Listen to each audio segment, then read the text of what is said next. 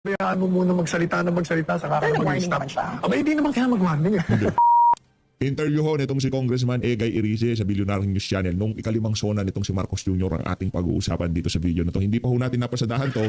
Gusto ho nating makita kung anong reaksyon nitong Egay Irize doon sa mga pinagsasabi nitong si Marcos Jr. sa kanyang ikalimang sona. Pero bago ho yan, gusto ho muna nating marinig ang mga punto de vista nitong si Atty. Panelo. Doon sa nangyaring ikasampung impeachment, ikasampung araw ng impeachment trial ni VP Sara sa Senado. Pero bago yan, isang like at isang subscribe. Masaya na ho tayo dyan at sa mga gusto sumali sa ating community, yung join button nandiyan lang ho sa baba. Unahin na ho muna natin ito kay Atty. Panelo. Mega love shoutout sa SMNI dito kay Ma'am Hana at ito kay Atty. Panelo. Palapakan ho muna natin. Yeah, sila talaga yung isa sa mga parehas kung kumilati sa mga isa sa ating bansa. Maging dyan sa impeachment, lahat ho, inaano ho nila, ini-interview nila. Walang exemption. Magkabilang panig talagang pinapakinggan ho ng istasyon na yan. Kaya naman, isa ho yan sa ating pinapakinggan, pinapanood dito sa PH Update. Kaya kung di pa ho kayo nakasubscribe sa DZAR 1026, mag-subscribe na ho kayo. Ilan na ba subscriber mga DZAR? Ako, 300,000 subscriber na palakpakan ho tayo mga. May sinasabi ko pagka talaga ika ka nagsasabi ka ng katotohanan, mabilis lumaki ang iyong subscriber dito sa YT. Panoorin ho natin itong mga kababayan. Good? Natin, ano ang yung assessment sa takbo ng impeachment trial dated? Humarap yung mga investigated ng House prosecution for the Article 1 of those alleged misuse po daw po ng confidential funds. Atty. Panelo pagka ikaw nabwisit ka pa kay Cheese, pinatigil na niya itong si Dilima kasi ayaw niya Atty. Panelo yun. Ayaw niya yung tipong privilege speech pa. Opening speech pa, walang ganon. Dapat latagan na kagad ng testigo. Yan ang gusto niya Atty. Panelo. Ayaw ko sana sabihin, pero talagang dapat sabihin, yung mga testigo po worthless lahat yun. And useless. Bakit kanya? Why? Ay, may wala naman nung masasabi itong mga ito to prove yung charges ng irregularity ng paggastos ng confidential funds. Kasi yung testimonya nila tungkol sa pag-request ng encashment, pag-release, hindi naman ho in dispute yan. Kaya nakita niyo yung defense. Wala cross-examination. Talaga naman wala ka dapat na i-cross. So bakit hindi naman kini-question ho? Ang issue dito, irregularity. So there is nothing that this witness can testify to that will prove irregularity because the request for the encashment as well as the release of the money are not in question. Pero dito sa Article 1, sir, yung impeachment trial, may nakikita na ba kayo dito sa nangyari sa represent ng mga witness na may napatunayan yung prosecution na magkatagoy ng culpable violation ng Constitution? Wala nga, kasi nga, yung dalawang testigo, wala yun Parang wala silang primisinta. Walang depensa, no cross. Tama, yun ang tama doon. Yung mga tanong ng mga senador, walang galang na po sa inyo. Mabuti si Robin Badilla, hindi nagtanong. Kasi, sabi ko sa'yo, minimenos sila pero matalino ito. Kaya naman tawa sa kanya, mabuti hindi ka nagtanong. Wala naman dapat itanong. Exactly. Kaya natutuwa ako, hindi ka nagtanong ako. Kasi talagang wala yung mga tanong doon, mga irrelevant lahat lahat ng mga tanong doon, walang galang na ako sa inyo. Kasi, kung ang usapan doon, Si Joel Chuo. Hindi ho siya nakapag grandstanding kahapon diyan sa impeachment trial ni VP Sara. na sa pag-release, sa pag-request, kung sinunod yung protocol, yun, ang lahat ng mga tanong nyo relevant. Pero irregularity kung pinag-uusapan ng after the release Kaya, yung mga tanong nyo, hindi na okay lang, unnecessary and irrelevant. Do you think this is part of the fishing expedition in the process po nung the transfer funds? Media mileage. The media mileage, okay. But before the witness was presented, Attorney Sal, nagkaroon ng, binigyan ng 5-minute na panahon si Congressman Leila de Lima. Yan, mabuti binanggit mo yan. Medyo, ayan na naman. Ito talagang si Cheese, talagang he doesn't stop in showing his inability to preside in orderly, efficiently manner. Bakit kanyo? Abay, nangampanya na naman yung si De Lima doon. Nangampanya na naman Hindi naman pala siya magpipresent ng witness. Ano bang Kaya nga. papel or role did she play except to publicize? Kaya Nagbida-bida kasi si Dilima Yan tuloy napahiya siya, di ba? Dapat kay Dilima nung ginawa niya yun, hindi pa siya palabas ng impeachment court Di ba? Ba't mo? Wala na nga opening statement. Sa sa korte ba? Meron pang opening statement. Di ko alam, di ba ako nakapanood. Napanood ko pa lang yung sa Netflix yung nagpanggap na abogado pero mataas yung magaling, di ba? Pero dito, impeachment, trial to di ba? Si Dilima gusto niya pang magbida-bida, ipahiya si VP Sara, kung ano-anong kabalbalan talagang naiisip nito mga mga taga-prosecution. Tayo naman kasi dito, in fairness, hanggat maaari, kung sakali mang mayroong mapalabas na talagang testigo, ebidensya na may talagang ginawa si VP Sara, babatikusin natin si VP Sara. Yan ang sinisigurado ko sa inyo. Halimbawa, doon sa grave threat, na nailabas nila yung di umanong binayaran ni BP Sara para isagawa yung kanyang sinabi. O di ba't batikusin na si BP Sara? Ba't mo naman ginawa yan, BP? Masama yan. Pagbabantayan. Pero hanggat, iyon nga kondisyon natin dito sa PHFD. Sususugan ko ang prosecution. Kung sakaling may palabas nila, yung di umanong binayaran ni BP Sara. Okay? O yan. Maliwanag yan. Hindi tayo magpapabayas dito. Pero hanggang yun conditional, hindi naman tayo pwedeng bumanat kay BP Sara dito. Gayong alam naman natin conditional pag may nangyari sa akin. Maliwanag yun, conditional. Ngayon, habang conditional yan, basurang articles of impeachment yan. Ngayon, kung sakaling meron silang mailatag dyan, doon tayo. Ika nga, palakpakan natin ang prosecution dyan dahil talagang nagsiliksik, nalaman nila at natagpuan nila kung sino man yung binayaran na yan, BP Sara. Pero ngayon, wala pa silang napapatunayan. Ngayon, dito sa Article 1 ng itong confidential fund, mga kababayan, mga manager sa bangko, ilinabas sila mga lehitimong dokumento. Ano ba napatunayan nila? Tinanong, ito ba nakapirma? Ito ba linabas yung pera? Hindi naman sinabi ng depensa hindi linabas yung pera. Hindi nabas naman talaga yung pera. Pinambayad nga doon sa kanilang mga asset na purumotekta sa ating mga kabataan. Feeling ko kung si VP Sara, Department of Education Secretary, hindi mangyayari yung mga nangyayari ngayon sa ating mga eskwelahan. Yun ang ating peerless forecast. Diba? Object. By the way, kahit tapos na teka lang parang kung hindi man tayo nakapag-countdown, gusto ko batiin at pakicomment po sa baba, happy birthday, Senator Rodante Marcoleta. Palakpakan ho natin. Senator Rodante Marcoleta ho natin yan. Happy birthday siya na. Mega love shoutout. Ito naman si Cheese. Napansin mo, kung hindi nag-o-object to, pumayag naman siya, tama, I will have to stop yun. Pinabayaan mo muna magsalita saka Pero ka nag-warning mag-stop. naman siya. Hindi naman kaya mag-warning eh. Kung yung marunong na presiding officer, mag-uumpisa ka pala, stop. Kung halimbawa, kung presiding officer, what is your role here? Are you going to present a witness or not? Pag sinabi niyang, no, your honor, I will manifest, never mind. Proceed. Prosecute or present your witness. Ganun lang yun. Okay. Kakainis eh. Kaya yung, pag after break, hindi na kami bumalik. Pero- kumain na lang kami. Pero attorney, kasi from the first until the second witness, narinig natin yung term na suspicious, unusual, illegal. Pero sa kabila nun, both the witness, narinig naman sila na hindi naman illegal yung transaction. Talaga namang hindi eh. Yes. So, Kasi, bakit magiging illegal? Merong request. Tumawag naman yung mga opisina. Tapos yung cheque na mayroon namang pay. Kaya yung mga tanong na yung mga irrelevant lahat yun.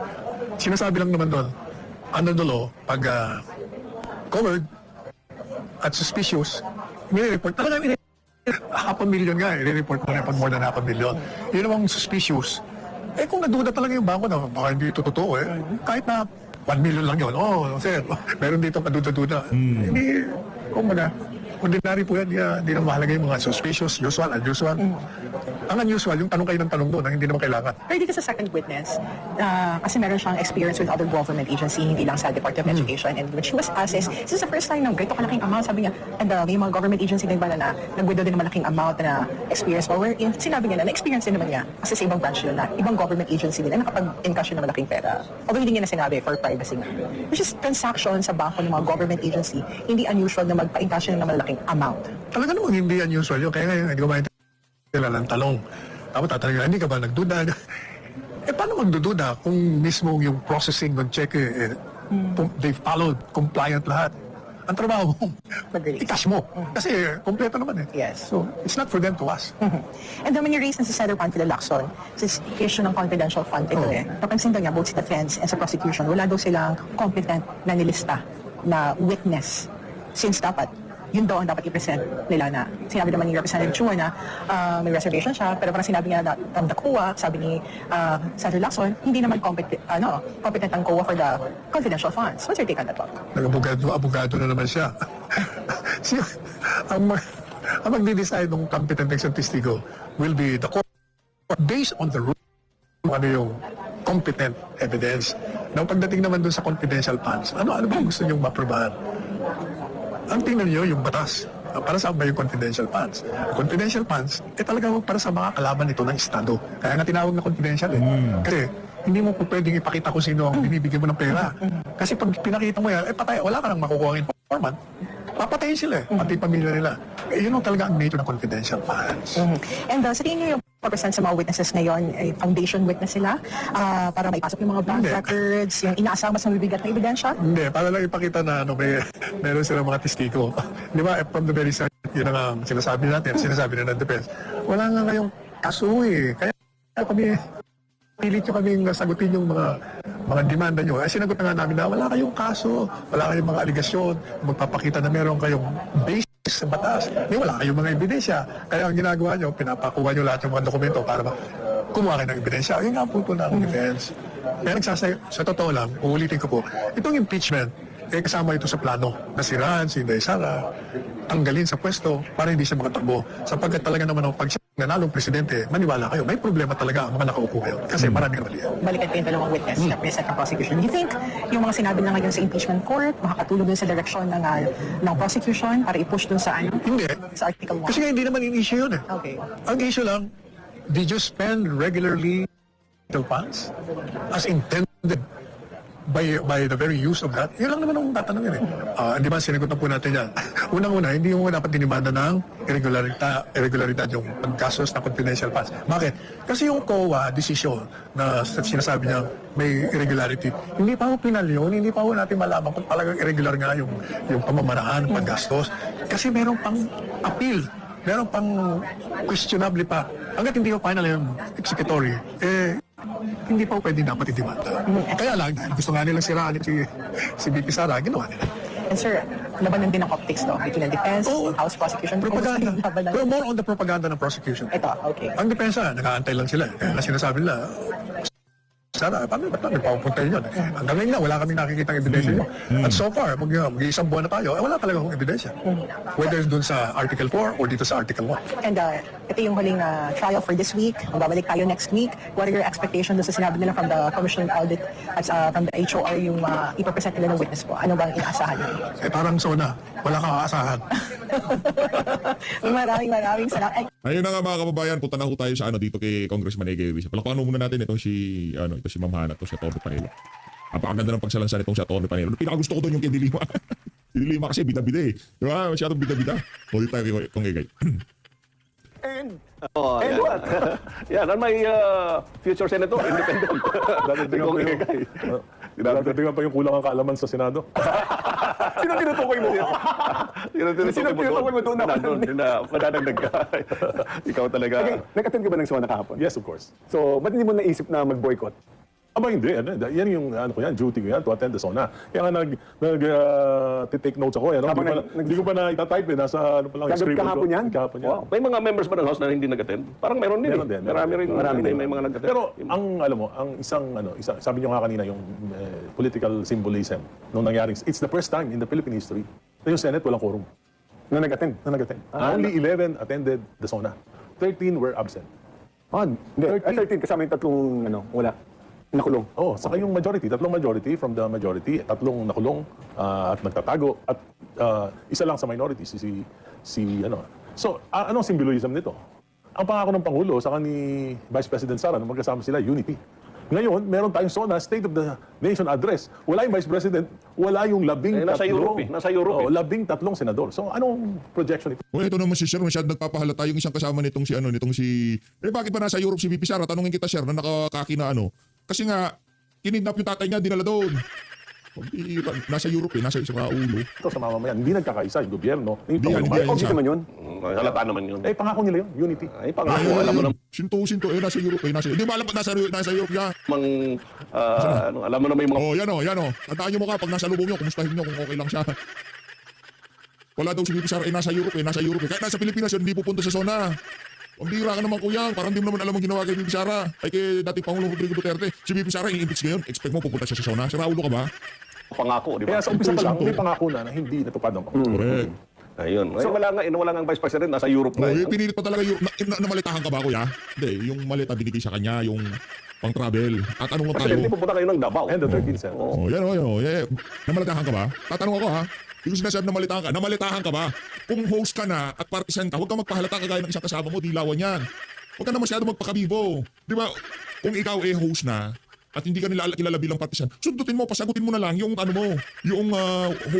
tinatanong mo. Hindi huwag magpalata. Ang problema ko kasi, di naman kagaya sa atin, tayo nagbablog, alam nila na DDS tayo. Duterte diehard supporter tayo. ikaw, host ka ng isang network. Di ba? Hanggat maaari magpakagitna ka, kunwari. Ngayong araw, ngayong umaga, pupunta ng Davao si Pangulong BBM. Alam ko, kasama yung cabinet. Alam mo, kasi updated ka eh. Baka minyon ka din na Malacanang. Hindi ko sinasabing na malitahan. Nagtatanong ako, bakit iba yung palantik ng dila niya? Baka namalitahan siya. Baka ma-misinterpret nitong matanda na to. Eh, magkahalos kasi edad ng mga ganyan. Di ba? So, ito, Ang pangit kasi sa dila eh. Nasa Europe eh. Hindi ko alam kung bakit siya nasa Europe. Doon tayo nababaduyan. Doon tayo nakukornihan. Ba't nasa Europe si VP Sara? Bakit nga siya nandoon? yung ano, Buti pa tong si ano pangalan nito? Itong si attorney, kalimutan ko pangalan. Mas buti pa siya. Hindi niya na sinusugan kasi ang baduy. nag-notes ka pala. So, anong biggest takeaway mo kahapon sa zona ng Pangulo? Wala akong ma-takeaway. And I hate to say negative things against the Marcos administration. I'm not happy saying these things. Pero we have to put sense to what's really happening to our country. Kaya, Hindi ka ba happy na tatanggalin yung systems laws at mabawasan Nagsona itong si Kuya. ng... wala lang yun, hindi mangyayari. Hindi mangyayari yun. Ay, pero sa inyo yun. Sa inyo Brad, ano bang ginagawa dito nito? Dapat kasi anti-cleric at kausap nito. Hindi ka ba daw natutuwa kasi tatanggalin yung systems laws?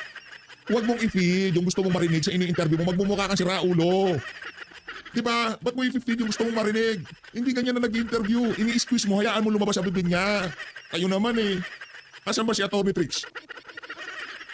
galing Oo, sa abot na Kongreso. lang yun kasi hindi naman feasible yun. Hindi feasible yun. Anyway, Bakit hindi pa Isa-isa feasible natin, yung ano? isa-isa natin. Bakit hindi Isa-isa So, feasible? tingnan mo, nakikipagtalo ka pa. Ba't mo pa in-interview si Congressman na Irise kung makikipagtalo ka rin sa kanya? Bakit hindi visible yun? Bakit? Hayaan mo magpaliwanag. Kaya nga inimbita niyo siya para ma-enlighten kayo sa mga kabalbalan ni Bangag. Ngayon kung alam mo na pala, ang maganda, huwag ka na mag-interview, mag-vlog ka na lang.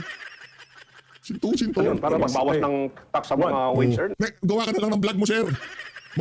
Mag-collab kayo ni Auntie Claire. Bagay kayong mag-collab. one, di ba? Ang una dyan talaga na iniintay ng tao yung tungkol sa corruption, flood control, mess. Ang sinabi niya lang na nasampahan ng kaso ng ombudsman, si Speaker Martin Romualdez. Ang ginagawa ng administration, pinofocus nila yung kasalanan kay Speaker Romualdez, kay Saldico. Pero sa totoo lang, maski si Speaker Martin Romualdez, hindi kayang mawala yung 1.8 trillion na salapi ng bayan kung walang cooperation, collaboration with the members of the cabinet of the Marcos administration. In fact, during the my Magagalit sa iyo yan. Susumbong niya sa Malacanang. petition, the Supreme Court, sa program Hindi, appropriations, natin siya. nilabas ng DBM yung mga saro na pinirmahan ni former Secretary Pangandaman. Lumabas doon, pinirmahan niya yung mga flood control payments. Kabilang na yung mga nasa program appropriations. So, hindi ako maniniwala na hindi alam ito ni Secretary Magantay ka lang, sabi ni Boy, magantay lang kayo. Hindi. Ayoko na. Isa pa kuyang. Isa pa. Ano to kung anong ginagawa mo dyan? Yung kasama mo nananahimik na. Nananahimik na tong si... Pangalan to? Comment nyo nga sa baba. Basta dilawan nyo. Ano magantay ka lang. Ba't mo ibinibida si Boying? Ito nga first hand nakikita niya sa House of Representatives. Anong... Isang taon na naghihintay. Ayoko na. Isang taon na naghihintay. Yung mga maliliit na engineer, 3, nakakulong.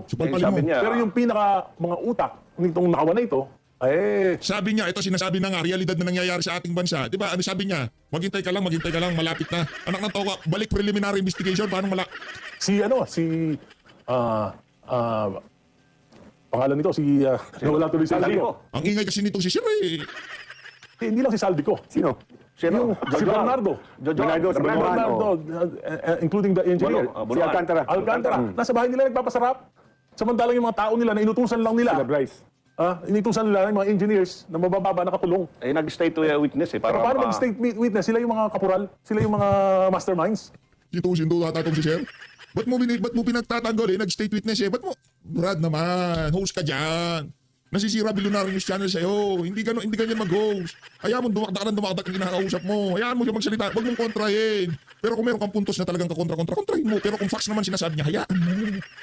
Nakakulong ba si Bernardo, si ganito? Hindi naman. Hindi mangyayari ito kung wala sila. Pero alam naman natin, di ba, Yeah. na si Saldico, Ganyan sumalan siya, Sir. Makinig ka ha. Hindi parang nagmumukha kang katsokarat ni Auntie Claire dyan sa... parang inamin na niya, di ba, meron siyang video at dinadawit niya yata si Speaker Martin. So Hindi alam lang, na tao. pati si Presidente dinadawit niya. Pero yung punto doon is Hindi, pero ang kausap kasi talaga ni Saldico, si Martin, di ba? Silang magkasama dito. Well, kaya nga, sinabi yan, nakita naman natin yung video, kung paniniwalaan natin yung video, involved si Presidente. Kaya lang, nga, wala dito si Saldico. Pero, meron pang isa. Sinabi ni Senator Lacson na may 8 billion na binigay si Engineer Bernardo sa mga Bersamin. O ba't hindi inimbestigahan ng Pangulo? Eh, titingnan natin yan. Sa ombudsman na yan, ang tingin ko. Ombudsman na yan. Sabi ng Pangulo, imbestigahan ng ICI para malaman ng punot dulo. Sinabi niya, ito ang sinabi niya eksakto. Eh, tapos na yung Pero sinabi niya kahapon, malawakan at malalimang investigasyon ang kanilang ginawa. Ni walang report yung ICI. Wala bang binigay sa Walang report. ombudsman? Alam ko, Walang report. turnover sila sa Pero ombudsman. yung mga mamamayan, kaya niya independent. Sir, punta ka sa Malacanang, huwag ka dapat sa Billionaire News Channel. Ito, kasama mong host na papagalit. Anong klaseng host? Itong katandem ko na to. Sinto ba to? Kung gusto mo palang ipagtanggol si Marcos Jr., punta ka ng Malacanang. Tabihan mo si Auntie Claire doon. Independent commission para malaman ng mga mamamayan, maging transparent sa mga mamamayang Pilipino Walang na nangyari natulad dito. datingan, eh, no? Dapat may report. Wala eh. Alam ko may report Mas sila. importante sa prosecution kaysa sa prosecution ng mga nagkasala dito ay kung ano yung nangyari na kalokohan na ito upang maiwasan na. Pero walang report hanggang umalis na si Secretary Babe Singson, hanggang umalis na si Mrs. Babae. Fajardo. Wala silang report. Pumirma ba sila sa mga findings nila? Hindi natin alam kung pumirma. Hindi natin alam kung may Hindi natin report. alam. Pero alam mo lang, may sinunod sinabi- to. Ayan, Sinunod Over mga report. nung naiwan. Pero bakit pa nagkaroon ng komisyon kung wala Pero mga ang report? sa akin naman dyan, Egay, Ay, yung sa'yo, punta ka ng Malacanang. Punta mo si Auntie Claire, magbanding kayo. Kaya ka. I think yung ombudsman gumagalaw. No? Hindi pwedeng I don't think doon na so. lang tayo lagi Si nakapokus. yan, Ombudsman Remulla, I think he was appointed by the President to protect the President. Karay mo. Kasi ang nangyayari, mabilis yung mga kalaban ng Presidente, mabilis nakukulong. Pero yung mga tunay na nagmanipula, Ganyan ang propaganda. Ganyan pagka ano, diba? Ganyan ang propaganda. Kagaya ng ginagawa na yan itong si Sir. Ganyan ang propaganda. Ganyan yung pagpupropaganda sa gobyerno. Yung ginagawa niya, hindi ni Egaya, nitong si ano, nitong nag-i-interview sa kanya, hindi mo dapat sinasabi yung mga sinasabi mo na yan. Hindi naman siguro. Ba't mo pinagtatanggol? As much as possible, host ka, gitna ka. Unless na lang may setup kayo na, o ikaw isang host pro, isang host anti, ganun yun. Pero nag-kwentuhan yan. Hindi. itong Wala budget, yun. ang infrastructure na nasa labas. Kaya pala, ang Bakit dami ko ganun? naririnig dito sa interview na to, papanoorin mo yung isang host, parang sinto-sinto, sabing gano'n. Di ba? Ba't mo pa tatanungin kung ayaw mo rin palang paniwalaan? Eh, ikaw na lang mag-host, ikaw na lang ang mag-guest. Nauuna yung kalaban. Parang nawe-weaponize yung Office of the Ombudsman to protect the interest, the political interest of the President. So ang question dyan is really a question of anong ebidensya meron. So ang tingin mo, meron ng ebidensya laban sa lahat, pero inuuna lang ang mga... Hindi nahanap yung ebidensya. Kung sino lang yung gusto nilang hanapan ng ebidensya, hanapan nila. Pero yung mga talagang sacred cows, yun yung pinoprotect. Pero agad kagabi, sinabi ni... I suppose this will apply to whether you are minority or administration.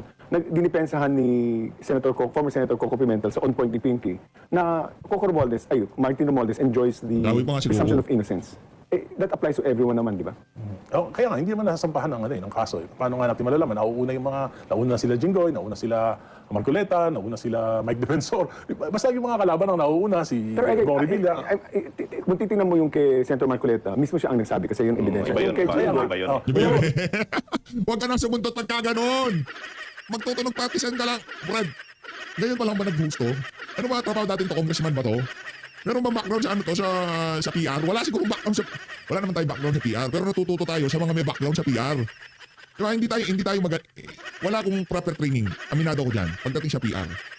Pero yung base sa aking pag-obserba, kagaya sa mga magagaling na PR, diba, hindi nila ginagawa yung ginagawa nitong si ano, magbabayad. Jinggoy It at is the saka kay obligation of the Yes. President na unahin. Bakit? Kasi may kaugnayan sa kanya eh. Caesar's wife. So finally, nagsalita na siya tungkol kay Speaker Romualdez. After 1 year. Dati natin, naalala mo to, matagal na natin itong pinag-uusapan na dapat ma-mention si Speaker Martin. Na-mention na. So hindi ka pa rin masaya. Kasi hindi ako naniniwala na makukulong. Tingnan natin. Hindi ako naniniwala. Ako naman, Bakit? Sabi ni Speaker Martin, I will not go down alone. Pero nagbago na siya eh. Paano yung Hoping na hindi tutuluyan. Hoping. Kaya nagbago siya ng statement. Hoping na hindi tutuluyan. Hindi siya tutuloy. Napangako na naman yung pangako ni... Isa rin naman mapako. 1 million houses. Aray 1 ko, patawa na lang tong si Sir. million houses per year. 20 pesos aray na ko. bigas. Oh. Ang daming pangako. In fact, meron akong lahat ng mga pangako niya sa mga nakaraang zona niya, meron akong tinignan ko. May Doon tali. sa, siguro yung 15 lang na tinignan ko, dalawa lang yung Ano yung dalawa? Of course, yung Pogo. Okay. Yung banning ng Pogo. Pangalawa, sa tingin ko, although At sila na nagpupugo. siguro half-baked, yung tungkol sa education, na promote yung mga teachers bago mag-retire. Oh, may At least 85, okay, yun, mas 85,000. okay yun, mas okay yun. Pero in terms of classrooms, Pareho pa rin, mahina. 160,000 pa rin yung Wala, hindi lang wala. naman sa kanya kasi during the time of President Pinoy, zero backlog na tayo eh. May dagdag pa. Oo, may dagdag May na. Pero 60,000 na backlog, we did 89,000. yeah, so something. ngayon, ang ginawa during the time of the 6 years of Duterte, saka 4 years sa kanya, balik sa 160,000. Ano nga, So hindi kasi lang naman siya. ang daming ano diyan ang daming factors diyan. Yung issue ng corruption nga, lahat nag-ingat, lahat pabago-bago So, yung yung mga sinabi niya na program works. nakatipid dahil bumaba yung presyo, hindi, binalik na. Yung dating presyo sa DPWH, balik na sa dati. Balik sa Which dati means- ang arrangement? O yung presyo ng bawat materials cost, balik na sa dati. Meron na silang dupa. Kasi wala ka na eh. Alam ko Yung dupa, market, hindi, alam ko market ano eh. Wala na nagbibid, so dahil kung yung binabaan nila ng mas, So ibig mas sabihin, mababa pa sa market value, So ibig sabihin, padded na ngayon yung mga ano. hindi ko sinasabing naman. padded, basta bumalik sa dati. Which, ano yung Kaibigan natin dati? si Vince. Anong nakausap mo ba si Sec Vince tungkol dyan?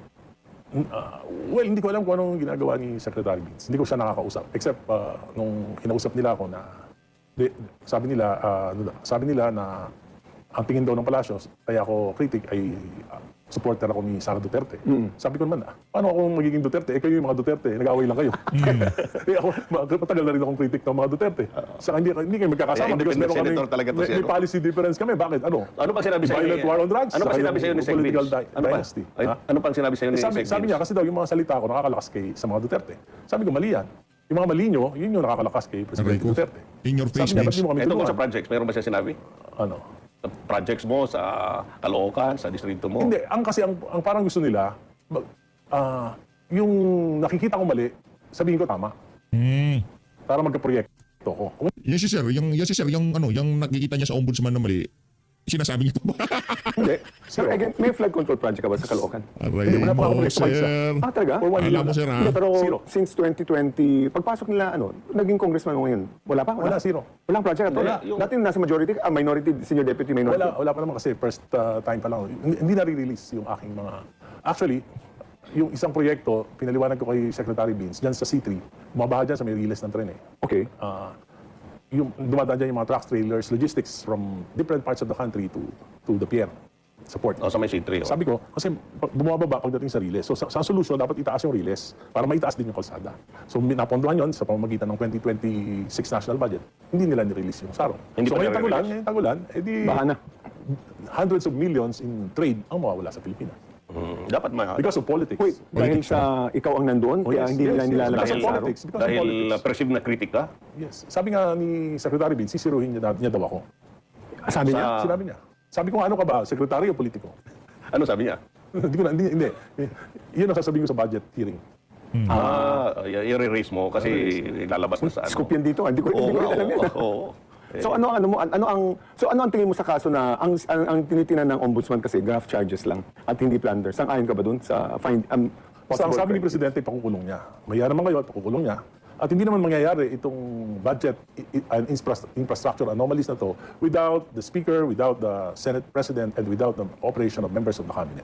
Pero ano yung mga sino alam mo mga contractors na isusunod daw sa ombudsman? May balita ka? Oo, nauna na si Congressman Jojo Ang. Well, yun na nga eh. Matunog si Congressman Gadiola, yung pangalan ng parating matunog. Pero I think yung mga ipa-file sa kanila yung pwedeng mag-bail. Pero sa tingin mo ba itong mga contractors dapat talagang kasuhan? Pag kinasuhan sila, may possibility, especially kung ikukulong sila, na magtuturo sila. Correct. At pag nagturo sila, baka umabot hanggang sa pinakamataas. Kaya mahirap palagay ko. I don't think that may makukulong pa na mga kakampi ng Pangulo. Ang gusto mo mangyari sa mga contractors, makulong or sampahan ng kaso. Iba yun kasi pag sinampahan mo at hindi plunder, labas. Ang gusto mo ba kulong talaga? Plunder. Hindi naman. Depende nga sa ebidensya. Oo. Depende sa ebidensya. Pero ang problema nga, tingin ko, hindi naman talaga na-iimbestigahan ng maayos. Ayan ang anong pakiwari mo sa Kaya nga ombudsman. yung Independent People's Commission na pinangako ng Pangulo na isang priority legislation ay hindi niya tinupad. Eh, nasa inyo yun, nasa Congress yun. Pinasa namin, pero siyempre... Nasaan ngayon? Nasa Senate. Pero yung Pangulo, kung sabi niya, ipasa niyo yan. Mismo si Senator Soto, sinabi niya, siya ang author nun eh. Bigla na lang ano nanahimik status eh. yun? Ano Bigla na status lang, yun? wala na, napasa sa committee, pero Nasa hindi committee? na. Pero if I recall, maraming mga consultant tinatawag sa I don't know if it's Congress or Senado. Kasama sa kaibigan natin si Frank. Sabi ni Frank, redundant na yun eh. Dapat ilagay mo na lang sa ombudsman. If I remember it correctly. Yung ICC. Ang problema kasi sa pagdating sa ombudsman, wala nang transparency. Wala nang What do you mean? transparency. Eh, mahirap Of naman course. siguro yun. Kasi Wala nang transparency, especially na yung ombudsman natin was, alam naman natin na cabinet secretary ni BBM dati, tapos siya nilagay doon. So, sa tingin ko walang pero wala transparency. tayong magagawa dyan. Wala Lahat tayong ng magagawa. mga presidential appointees eh. Pero Egay, tanong natin, yung mga economic gains na sinabi ni Pangulong Marcos, ano doon ang nararamdaman ng, unang-una naniniwala ka pa, pangalawa, kung meron kang maalala mga economic gains, nararamdaman ba ng mga Pilipino? Well, paano pararamdaman? Ang mga binanggit niya yung mga, parang mga band-aid solutions, ayuda, the same thing. Saka, yung mga micro yung mga